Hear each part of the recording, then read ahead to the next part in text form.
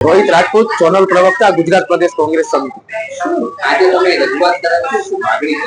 રાજકોટના આકાશવાણી ચોક નજીક આવેલી શાળા નંબર 92 માં એક શાળાના પટાંગણની અંદર એક આંગણવાડી આવેલી છે। એટલે ક્યાંક ને ક્યાંક જે શાળા નંબર 92 ના પ્રિન્સિપાલ ધર્મિષ્ઠાબેન છે તેમને એમ કેલ પ્રકારે આંગણવાડી ખાલી કરવા માટે અનેક મહાનગરપાલિકામાં રજૂઆત કરી છે।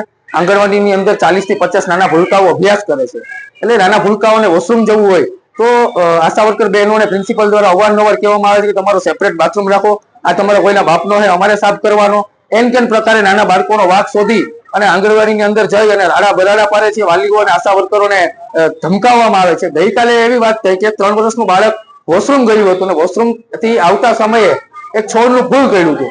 એટલે પ્રિન્સિપલ મેડમ ડાયરેક્ટ આંગણવાડીમાં આવી અને આશા વર્કર બહેનોને કીધું કે આ મોબાઈલની અંદર રહ્યું બાળક કેવું છે એમ કરી અને ખુરશીઓ નીચે પચાડી રાડારાડી કરવા માંડ્યા અને નાના બાળકને ગાલ ખેંચી અને ફડાકો ઝીકી દીધો। એટલે ગઈકાલે વાલીનો મને ફોન આવ્યો કે મારું બાળક ઘરેથી આવીને સાવ ઢીલું ઢબ થઈ ગયું, તાવ આવી ગયો છે અને 2 ટાઈમથી જમતું નથી।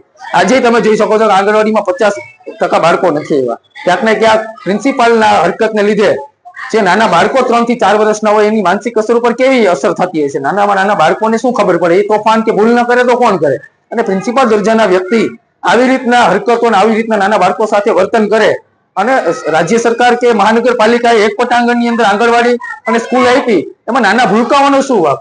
આંગણવાડીના બહેનો અને પ્રિન્સિપાલ વચ્ચે કોઈ મનભેદ કે મતભેદ હોઈ શકે, એમાં નાના ભૂલકાઓને તમે ગુસ્સે થાવ, એને મારો એ કેટલું વ્યાજબી? અમારી એક જ માંગ છે કે આમાં મહાનગરપાલિકાના શાસન અધિકારીને આજે અમે માંગ કરવાના છે કે આમાં તપાસ કમિટીનું ગઠન કરવામાં આવે, 12 નિષ્ણાત અધિકારીની નિમણૂક કરી નાના બાળકોનું કાઉન્સિલિંગ કરી નિવેદન લેવામાં આવે, આશા વર્કર બહેનોનું નિવેદન લેવામાં આવે, વિદ્યાર્થીના વાલીઓનું નિવેદન લઈ તપાસના અર્થે પારદર્શક તપાસ થઈને જે પ્રિન્સિપાલ જવાબદાર છે એને તાત્કાલિક અસરથી 2 દિવસમાં સસ્પેન્ડ કરવાની અમારી માંગણી છે। આ અમારી માંગ નહીં સ્વીકારાય, તપાસ પારદર્શક અને કડક કાર્યવાહી નહીં થાય તો અમે ઉગ્રમાં ઉગ્ર આંદોલન કરવા તૈયાર છે। મારું નામ રાઠોડ સ્મિતા છે। શિવશક્તિ શાળા નંબર 92 ની અંદર આંગણવાડી કાર્યકર તરીકે ફરજ બજાવું છું। ગઈકાલે મારી આંગણવાડીના બાળકને પ્રિન્સિપાલ દ્વારા એક લાફો મારી લેવામાં આવેલ છે। એના તરફથી વાલીએ ફરિયાદ કરેલ છે, પ્રેસમાંથી બધા રિપોર્ટર બધા આવેલ છે। અત્યારે પ્રિન્સિપાલ મેડમ સાવ ફરી ગયેલ છે। અમને સાચો બાળકને ન્યાય અપાવી। બાળક અત્યારે તાવમાં એટલું પડ્યું છે કે ઊંચું મોઢું કરીને કાલનું જમતું નથી પાણી પીતું। કઈ બાબતને લઈને માર? એક ફૂલ તોડવા બાબતે થઈ ગયું। અને શું પ્રિન્સિપાલ શું વારંવાર મુશ્કેલી ઉભી કરે? આંગણવાડી ખાલી કરો, આંગણવાડી ખાલી કરો, બસ એની એક જ છે કે અમારે ક્લાસ ઘટે છે, આંગણવાડી અમને ખાલી કરાવી આપો। આ 2 આંગણવાડીના ક્લાસ 2012 માં અમને સોંપાયેલા છે। આ આંગણવાડીના રૂમ છે, ત્યારે તો જરૂર નથી, ક્લાસ ઘટે છે, એમાં આવતા જ ક્લાસ ઘટવા મળ્યા।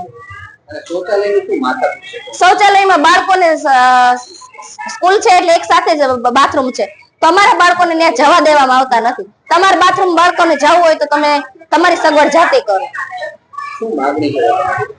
અમારા બાળકોને સાચો ન્યાય પણ પ્રિન્સિપાલ દ્વારા અમને થોડુંક હેરાનગતિ કરે છે, એ થોડુંક સાચો ઉકેલ લઈ આવી દો અમને।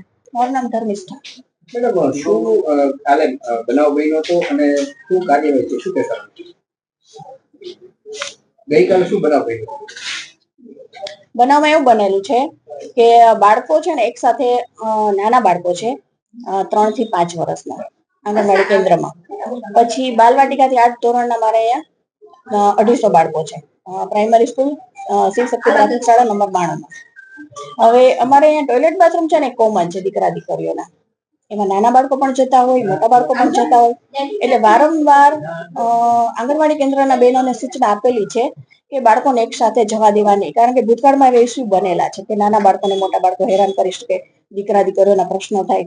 અને સાથે એવું પણ બને છે કે આંગણવાડી કેન્દ્રમાં વાલી છે બેઠા રહે છે। શરૂઆતનો ટાઈમ હોય ને કે બાળક પહેલી વાર આવ્યું હોય ત્યારે આપણે બેસવા દઈએ, પણ ધીમે ધીમે પછી વાલીને એવી ટેવ પડી જાય કે મોબાઈલ લઈને બેસવું, વાતોચીતો કરવી, બાળકોમાં ધ્યાન ન આપવું। એટલે વારંવાર સૂચનાઓ આપેલી છે આંગણવાડી બહેનોને કે આ બંધ કરો, વાલી અહીંયા રહેવા જ ન જોઈએ, તો જ બાળક છે અહીંયા ટેવાશે। અને વાલી છે ખુદ પણ પાણી અને ટોયલેટ બાથરૂમનો ઉપયોગ કરતા હોય છે કે જ્યાં મારા 6, 7, 8 ના દીકરા દીકરીઓ પણ હોય। એટલે મને એ ખટકતું હતું કે વાલી કોઈ છે ખોટી રીતે હેરાન કરી શકે આપણા બાળકોને। એટલે ઇસ્યુ બાળકને મારવાનો, ખીજાવાનો એ મેઇન છે જ નહીં, આ તો બનાવી દેવામાં આવેલો છે। મેઇન ઇસ્યુ આ છે। ખુરશી પગમાં આવીને મેં આમ સાઈડમાં મૂકેલી છે અને એ બેન એવું બતાવે છે કે પછાડેલું। મેડમ હવે આ જે આ વાલીઓ કહી રહ્યા છે કે માર્યો છે, ખરેખર તમે એમ કહો છો નથી માર્યો, તો તમારી પાસે કઈ એવો પુરાવો છે કે તમે માર્યો કે નથી માર્યો એ વાત છે?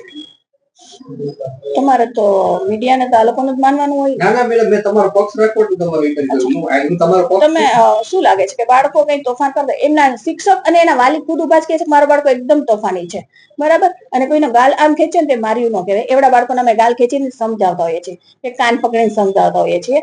અને હવે એ વાત કરીએ કે 3 ફડાકા મારી દીધા તો એ બિલકુલ ખોટી વાત છે. બાળકને ખીજાવવું એ જરૂરી છે શાળામાં શિસ્તમાં રાખવા માટે, અને એટલે શિક્ષકોના હાથ બાંધી દીધેલા છે. મારવાની મનાઈ જ છે, મારતા પણ નથી. ખીજાવવું પડે, જોશથી ખીજાવવું પડે. નોર્મલ વાત કરતા જોશથી બોલીએ તો બાળકને અલગ જ લાગવાનું છે. અને મોટા બેન આવીને ખીજાય ને તો એ બાળકો ખરેખર સમજી જાય છે. અને હું આંગણવાડી કેન્દ્રમાં રોજે એકવાર જાઉં જ, બેનો ખુદ એમ કે બેન આવીને ખીજાશે, અને બાળકો ખરેખર શિસ્તબદ્ધ બેસી જાય. હવે પ્રશ્ન છે આંગણવાડી બહેનોને છે, એટલે એમણે મીડિયાને જાણ કરી છે. વાલી તો કાલે મને ખુદ મળીને ગયા અને એમણે કીધું કે ના બરાબર છે, ખીજાવું તો પડે જ બાળકને, કારણ કે અત્યારે એ બેન નતા, આ બેન હતા જ, આ બેન હતા જ, મળવા આવ્યા તે વાલી અલગ હતા. અને ઉકેલ શું છે બેન? આમ ખરેખર ઉકેલ કઈ રીતના આ વસ્તુનો જે તમે કહો છો શૌચાલય 3 જ છે, એના ઉકેલ માટે એવું છે કે 3 વાર રજૂઆત કોર્પોરેશનમાં સમિતિમાં થઈ ગઈ છે. બાંધકામ શાખાવાળા છે એ એનાલિસિસ કરી ગયા છે, અને ઇન નિયર ફ્યુચર ત્યાં અલગ ટોયલેટ બાથરૂમ બની જવાના છે. એટલે એ પ્રશ્ન સોલ્વ થઈ જશે કે દીકરા દીકરીઓના નાના બાળકોના અલગ સંડાસ બાથરૂમ થઈ જશે.